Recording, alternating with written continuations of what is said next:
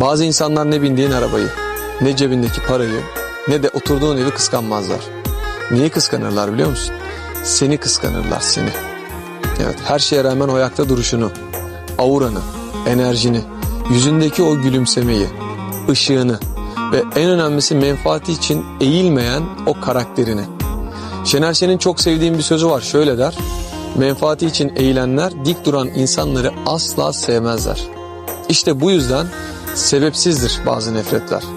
Sırf sen her şeye rağmen ayaktasın diye. Sırf onlara ihtiyacın olmuyor ve kendine yetebiliyorsun diye. Devam et böyle.